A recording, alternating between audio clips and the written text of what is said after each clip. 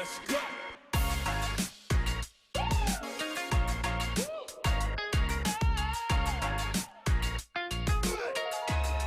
right, up next we are going to do a fireside chat, and the title of it is Inside the Mind of an Economic Developer.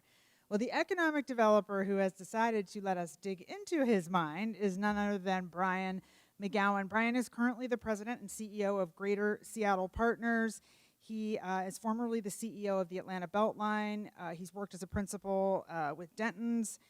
And then way back in his past, he was appointed by President Obama all the way back 10 years ago now in 2009 as U.S. Deputy Assistant Secretary of Commerce. In that capacity, he was also the COO of the U.S. Economic Development Administration. And the list of Washington credits, I think, goes on for a while. So if we need to go there, Brian, I'll let you do that. Brian's going to be in conversation with Soon Mee Kim. She is the Global Diversity and Inclusion Leader for Porter Novelli and an Executive VP there as well. I'm going to let them take it from here, so please welcome Soon Mee Kim and Brian McGowan.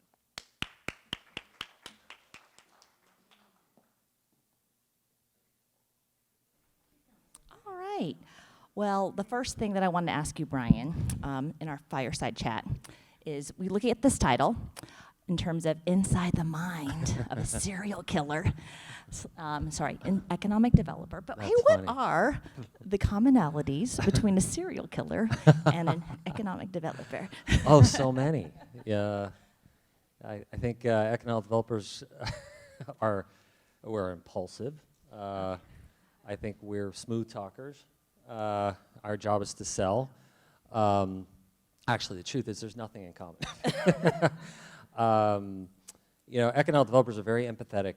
I think we do what we do because we know that a job changes people's lives. And so if you attract a company or keep a company or help a company like yours grow, you hire people and you improve those people's lives. That's how you really turn a city around or make a city a better place, is through a job. So that's a big part of why economic developers do what they do. All right, good segue. Was that fair enough? I guess. All right, Are you all sorry. happy with that answer? All right. So, but seriously, before you left to take on your role as CEO of Greater Seattle Partners, you were here in Atlanta. Yes. Yeah. And you were CEO of the Beltline. You were part of Invest Atlanta. So I have a question for those of us who are from Atlanta. Why did you leave us? Oh, it's so hard as I see friends in the audience. It was a tough decision. I mean, this is really an amazing city. I'm mostly from the West Coast, so my last job in California, I worked for the governor. So I was Deputy Secretary of Commerce for the state of California. I worked for Arnold Schwarzenegger. And my wife and I were looking to get back to the West Coast. I actually have 5 kids, 5 boys. 3 are off the payroll, and they all live on the West Coast. So that was a big part of the decision, was to get back to the West Coast. But I learned so much here. This is such an incredible city, and I'm always going to stay connected to Atlanta, and will always keep my eye here. Who knows, I might come back someday. But in the meantime, you just look at what's happening in the Pacific Northwest in Seattle. It's really an amazing economy, and I'm kind of a nerd that way. So the economy there is very, very big and very diverse. One of the things I love about that economy is they actually still make stuff. So most major American cities don't make things anymore.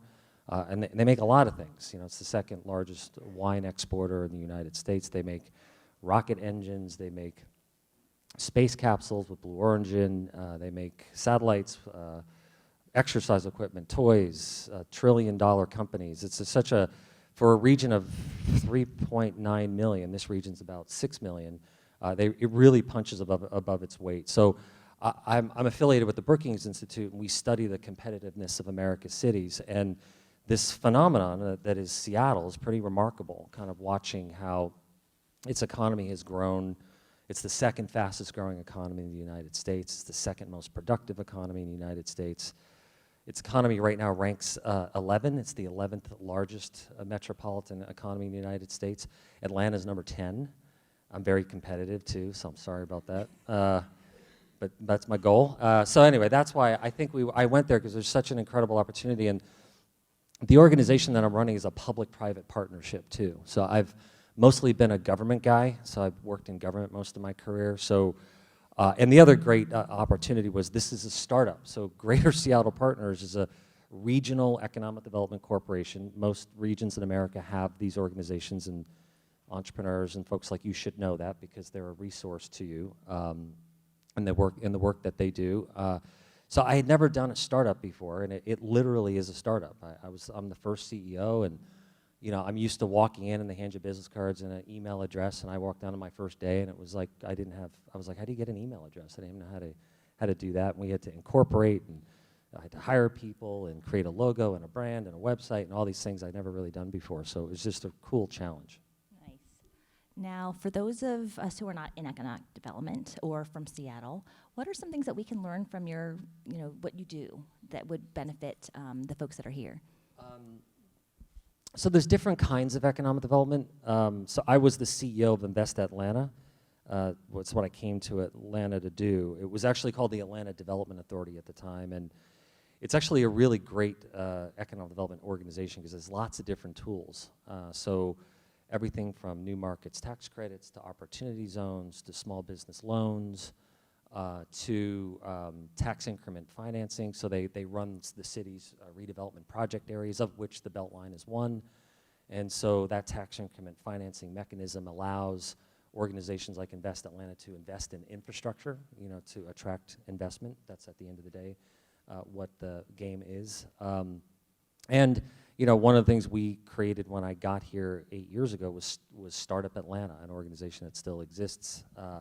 It's kind of a lesson I learned from the Obama administration as we were traveling around the country, kind of recognizing that we were just coming out of a recession. So I was there 2009, 2011, somewhere around there, and it was like, well, how are we gonna jumpstart our economy? And there were a lot of places around the United States that were really focused on entrepreneurship and innovation, and how do we kind of spark that, because that's really where most jobs are created, by people like you, small businesses in America. So we started Startup Atlanta because, interestingly enough, in 2011, it's kind of funny to look back and remember what we were saying in 2011, and there were two things that strike me in 2011. There was no talk of affordable housing in the city. That actually conversation didn't happen until maybe, well, it was the last mayoral election, 2-3 years ago. And there wasn't a lot of talk about innovation entrepreneurship. That's not to say Georgia Tech wasn't doing great things. They were doing great things. But since then, there's been a proliferation of incubators and accelerators. And I'm just so proud of this city, how it kind of burst onto the scene when it comes to startups. It's now Atlanta showing up in the rankings. It's kind of exciting to see how far this place has come in such a short period of time. Very nice. Now, earlier today, we had the Georgia Lieutenant Governor here, and he spoke of the importance of the talent ecosystem. Can you speak to that, and how do you develop that? One thing I did want to add this about what can economic development organizations do is a lot of it's around placemaking. And I had breakfast with a former colleague this morning, and she used the word placekeeping, because as cities change, and this is going to segue into your question, you have to create a place where people want to be. The Beltline's a perfect example of that. That was a city, government effort, and a lot of private community volunteers that got that thing going, and now it's kind of the cool thing, Companies want to be near the Beltline. Millennials, young, talented, creative people want to live near the Beltline. It's become a real kind of branding thing, not just for the city of Atlanta, but for the entire region, because this was such a car-dependent region, and the Beltline, I think, started changing perceptions of Atlanta. So placemaking becomes a big part of what economic developers do. I was involved in Mercedes-Benz Stadium, so I was one of the mayor's negotiators on that whole deal. Again, it was a placemaking exercise about how do we create a place where community can gather, and how do we create a stadium that's not going to wall off to the surrounding communities. And I think we did some good things there. I think we probably didn't do some good things there, but we learned a lot of lessons. But those are the types of tools. And the reason why you want to have a great place is it's talent attraction. To answer your question. Investment goes where the talent is. So Seattle in particular is a fascinating place because, and we'll talk, I know we want to talk a little bit about incentives. Seattle's a city that doesn't offer a lot of developer incentives, interestingly enough, because it has such a great, talented workforce. So there was a ranking just came out, Jones Lang LaSalle ranked the Seattle region as number 5 in the world for talent. Not 5 in the United States, but 5 in the world. So when companies go there, they don't ask for incentives, and they're not going to get incentives. So, but what's important about that is that it's not that incentives are bad. It's just that you want to build your place to the point where you don't have to, as a government, as a policy organization, where you don't want to have to give incentives to get companies to locate in your place. And so you want to build towards that. And talent becomes the number one issue for companies. That's the number one reason why companies move from one place to another is talent. All right. So you mentioned placemaking, and that seems like it's very much linked to this conference, right? And the built environment. What are some, challenges that this group, this industry can really address as it relates to the attractiveness of a place, right? A city, a location. Well, I think it's, companies like yours can help figure out how to grow a place sustainably and appropriately, right? So Seattle has had kind of this hockey stick growth over the last 10 years. So Amazon went from 6,000 employees to 50,000 employees in the region, in a city, in one city. And the city population of Seattle's about just under 800,000 people. So the policy government wasn't able to kind of keep up or anticipate growth. And so now everyone's kind of, I heard somebody describe it the other day, it's like you go to bed and there's a snowstorm over the night, and you wake up in the morning, you look out the window, and you're like, what the hell happened? Where's my car? That's kind of the feeling in Seattle right now. People are looking around going, wait a minute, what happened to the city that I grew up in, that I knew? I don't recognize it anymore. So I think, technology, and Mayor Durkin in Seattle's been really focused on this, is getting our technology companies like Zillow and Redfin and the other companies to really think about how can we anticipate growth. I had a great conversation with the president of the University of Washington about this, that policymakers have to get better at predicting the future, because we just aren't good at it. Government isn't good at that, clearly. And so I think it's companies like yours and technologies that you have and perspectives that you have, we need more of that in government planning processes as we're analyzing growth and trying to figure out where that growth is going to happen. And we just talked recently about, just outside, about scooters. Scooters is an interesting problem, where it's a new technology, it's a new idea, they're dropped on streets, and then policymakers are struggling to figure out how do you handle them, to the point where you have cities like Atlanta where 3 people have recently been killed, and then you have cities like Seattle that just ban them outright. It's like, how do we get technology better in line with the policymakers? And I think the lieutenant governor, with his background, I think he's the right guy to help kind of figure out how do you align those things better. Until we do that, we're going to be wasting a lot of time and money trying to solve problems that we unintentionally created, which I think is where we're seeing a lot of wasted effort and frustration across the United States. Yeah. So Brian, earlier you mentioned how, in terms of policy, that is often driven by the private sector, right? Or private, even public sentiment. In that case, like, how do we drive change? For example, you talked about in Seattle, but Seattle's not alone in terms of this issue of homelessness and gentrification and accessibility to mass transit and so forth. What are some ways that we can really how can technology address some of those societal issues as it relates to placemaking and economic development? I'm not sure, other than I think there are great companies doing great things, like I mentioned Zillow and Redfin, 2 Seattle companies that are very engaged in helping local governments try to figure out where growth, it's like what's Wayne Gretzky said, skate to where the puck is going to be, not where it is. And so the idea is how do we anticipate growth and then create infrastructure to help support that growth before you create problems. So there's about 6 cities in the United States that Brookings refers to as superstar cities.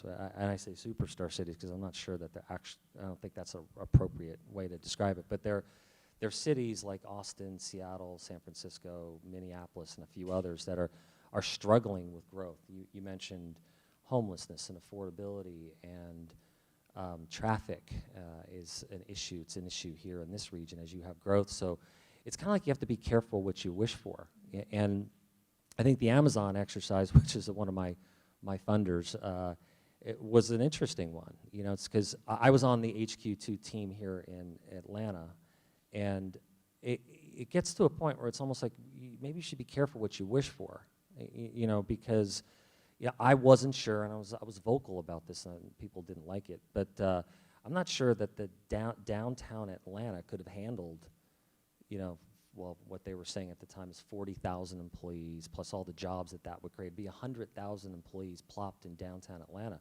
The infrastructure wasn't there to support that, you know. So I think you have to be careful what you wish for and make sure that you're prepared for, you know, that kind of growth. I think Atlanta's still on that growth trajectory, you know, which is exciting. But I think it needs to kind of pause and say, you know what, let's jump to the front of the line here. Let's learn from Seattle and the mistakes they made, and learn from San Francisco or other places, and maybe think differently about where we're going and how we're building our city. So Brian, you mentioned Amazon. You mentioned the whole HQ2 process. Was that ultimately good or bad for both Amazon as well as the cities that participate in that? And there were many. Oh boy, I did say they're on my board, right? You're in a safe space. Yeah.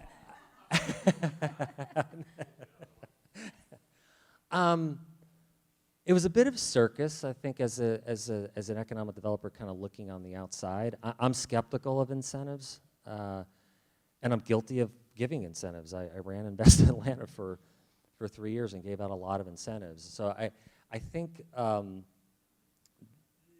cities have to be careful that this incentive game, and I think Amazon was counting on this, that it doesn't become a dollar auction. Everybody know what a dollar auction is? It's an economist term where if I'm going to auction off $1, I start at 80 cents and I go to 90 cents and 95 cents, $1, $1.10, $1.20, and everybody gets caught up in the competition. You just want to win.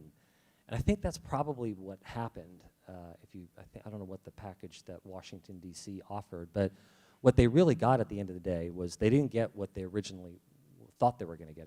They thought they were getting a lot more employees. And Mayor Durkin refers to it as a regional office. It's not actually HQ2. So all the crown jewels for Amazon are staying in Seattle. In fact, they just leased enough space in Bellevue, a city right next to Seattle, to house 20,000 more employees. You know, so I'm not sure Washington, D.C. got what they thought they were getting, but everybody got caught up in winning. That it becomes silly at some point. You know, I think this city, I forget what the package was that the state and the city and the county was $6 billion or $7 billion, and I do remember sitting in some of these meetings going, "What are we doing? Is it like, are we thinking about this?" It's just like it was like looking under the cushions to what can we throw at Amazon. I think that becomes dangerous. You know, I think you have to be careful about that. Right, and of course in New York they said, "See ya."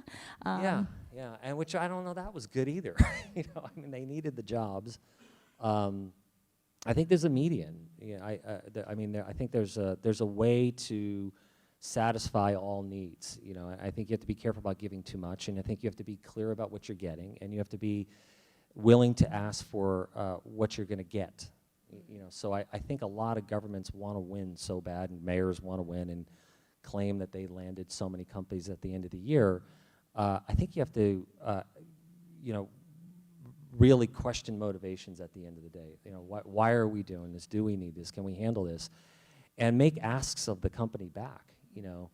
Ask them, how many people of color do you hire? Do you offer down payment assistance for purchasing homes? Do you subsidize transit for your employees, right? Incentives, will you build a park or donate a fire truck? Or, there should be other things that companies are required to do as opposed to just writing a blank check. Right, so I'm glad that you asked that part about like how many people of color do you have? So of course in my diversity and inclusion role, that's a question that I have for you. Like what is the role of diversity and equity and inclusion in the economic development world? It's a big deal. I mean, we all know this, that especially in this current national political environment, it's a real issue in Washington that, visas and our trade is, these trade wars. The state of Washington is the most trade-dependent state in the United States. So that's having a severe impact on our region. And Boeing is one of our biggest exporters, and 25% of the planes that they make are sold to China. And they have 70,000 employees within the region. So these things are huge impacts. So there's diversity and inclusion from an international perspective, and then there's our technology companies where we know that we have an issue there. Silicon Valley has an issue. Seattle has an issue. Minneapolis, my sister or a similar organization in Minneapolis, a friend of mine runs that organization. They have a program, an initiative that's specifically targeting the attraction of talent, diverse talent to get into their technology companies in particular. So they're being very intentional about it, and we're going to be looking at that too, because you tend to, if you walk into a lot of the technology companies in Seattle, you're not seeing the diversity that you should see, and I think that, I think that's not good for the bottom line of companies. I mean, you want diverse perspectives and people from different walks of life, and if it's a B2C type of a technology company, you need to understand, all segments of population. So it's not just the right thing to do, but it's good for the bottom line for a company too, and I think we got to get better at that nationally. Okay, very good. I'd love to open it up to the audience. If you have any specific questions that you'd like to ask of Brian, just raise your hand. All right.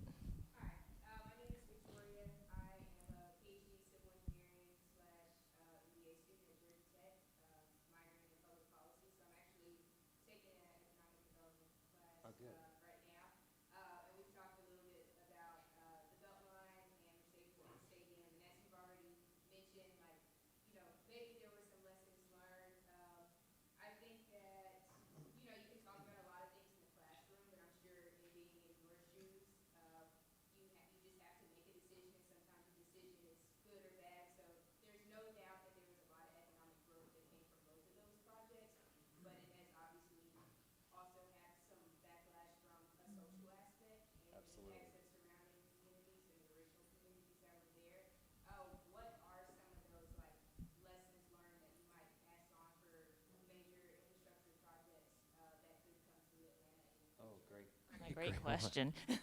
Boy. So the Beltline, and I can say this now because I don't work here.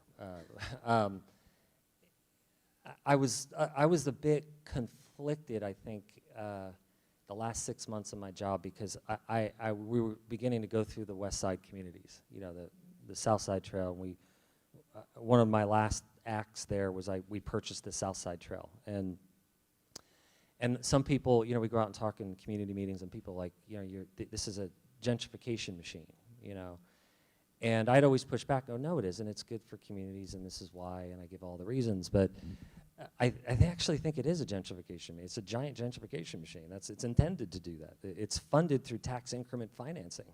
Tax increment financing lives and eats off the increase in property values. And it gets put back into the project area. So that's what it is. It's a gentrification machine. So I was telling my friend this morning, who actually works at the Beltline, I said, if I was king of Atlanta for a day, I think I'd hit a pause button, on the Beltline, and say, let's stop and think about what are we doing? Let's go back and look at the original vision and what we were intending to do around this. And there are still conversations about whether or not there should even be transit on the Beltline. Now, if you don't put transit on the Beltline, it's a giant gentrification machine. It's just an amenity where people jog and bar hop. But transit actually allows people to move around a city that's growing like crazy. And so, I think to answer your question directly, and I worked for Mayor Reed for almost 4 years, 2 different times, and he and I talked about this. In 2011, 2012, we should have bought as much property as we could have. It was cheap. In fact, there were some property owners that were looking to give it back. They were looking to give it to the city because they couldn't pay the property taxes on it. And you know, that would have helped solve a lot of problems, including affordable housing and preservation of place and things like that. It's tough now because property values are up and everyone speculated, and it's, you know, I can't tell you how many developers I'd meet with that kind of woke up to the Beltline a year ago saying, hey, where can we go buy property? I'm like, it's too late. It's gone, you know.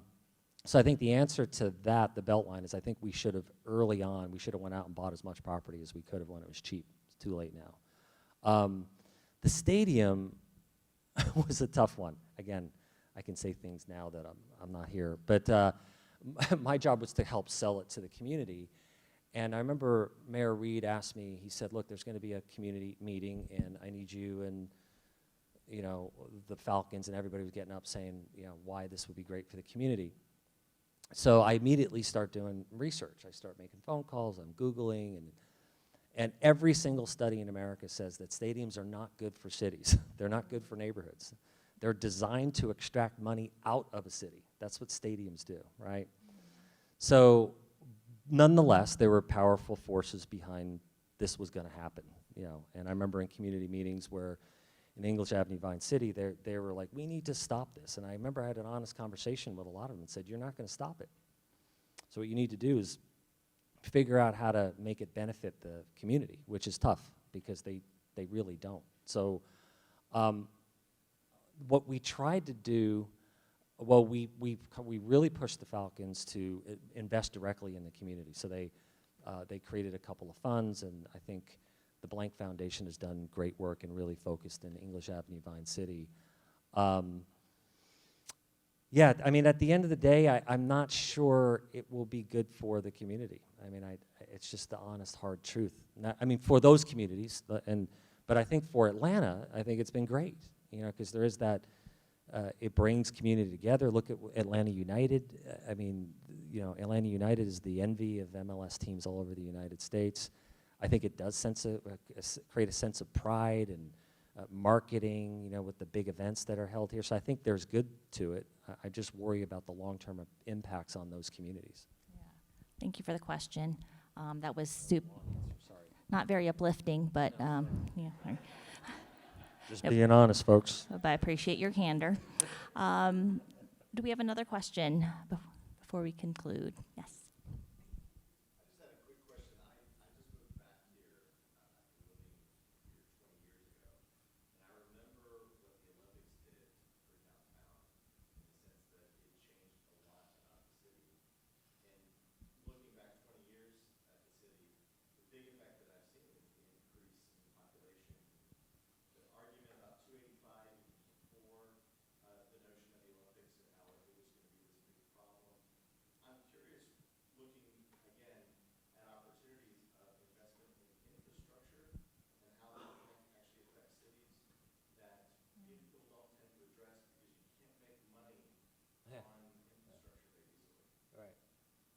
So your question is there ways to actually invest in infrastructure in a greater concept of improvement related to economic development? yeah, I mean, there's public-private partnerships. You know, there's freeways in Southern California that are built by private companies, and, you know, they make money off that. There's rail lines around the world. The other countries are really much better at P3s than we are. When I was the CEO of the Beltline, we were trying to figure out how to monetize the Beltline, you know, that help pay for it because it's very behind where it should be. You know, that's a $5 billion project, and to date they've spent $600 million, and there's 10 years left in the project. You know, so there's no way they're going to get to $5 billion unless they think differently about what they're doing, or start being honest with the public about what they originally said they were going to do and correct it. You know, and I was having those public conversations before I left. Yeah, I think P3s, the problem is that the United States is not good at P3s, and you have to have state legislation to do these kinds of things. I think infrastructure in this city was used to segregate the city. There's As well a as long many history other of cities. that. And many other cities, absolutely, Seattle included. I think, you know, you look at a city like Atlanta, and, you know, Mayor Bottoms and I talked a lot about this. This is the worst city in the United States for income inequality. And it's not one of the worst, it's the absolute worst city in America for income inequality. So if you're born poor in Atlanta, you only have a 4% chance of not being poor, which means you should move to any other city in America. I mean, this is a city where Martin Luther King is from, and civil rights, you know, was the cradle of the civil rights movement. Like, that needs to be solved, you know, otherwise we're gonna lose who we are. I think a lot of that was, you know, this redlining and you know, putting freeways through neighborhoods and cutting off population. But this city is still very segregated and divided. You know, I talked to a young entrepreneur. Well, she was when I was in Invest in Land, we funded a hair salon in Southwest Atlanta. And while I was there was a young, talented hairdresser, and the owner was like, "Yeah, she's this young lady's really, really talented." So I kind of went over and talked to her a little bit, and I said, and you could actually see downtown Seattle from where we were. And I kind of whispered in her ear, I go, "You know, someone like you could make a lot of money in one of those big hotels downtown." And she's like, "I can't get there." I'm like, "What do you mean you can't get there?" She goes, "There's no buses. I don't own a car. I can't make enough here to save enough for a car to get down there, you know?" And I just had this horrible feeling of just like, you feel trapped, you know? And I think that's what we have to think about with regards to infrastructure, is that if you can't move people, goods, and information around your region or your city, you're going to stop growing, and then you're going to start excluding people from the economy, which is, I think, the next big challenge for this city. Probably didn't answer your question, but I think, okay. All right, unfortunately, we are at the end of our fireside chat, but let's do this, Brian. I think we've covered a lot of different topics, and certainly how the connection between infrastructure, even the built tech environment, can have really big impact in terms of society, right? I'd love it if you could share with this group as a kind of a closing thought about what can we do as an industry to address some of this. So I alluded to it earlier, the fact that policymakers tend to lag behind where the private sector is. So, and I should have did a little research on this before I came here, but Mayor Durkin, right last year when I got there, it was a year ago, she challenged all the technology companies in Seattle to help solve some of the problems. And it was, you know, Zillow and Redfin and Amazon and different companies stepped up and created apps or data analytic tools that the city hall could use. So I would encourage you to get involved in your local jurisdictions, your cities, counties. Know your local economic developers.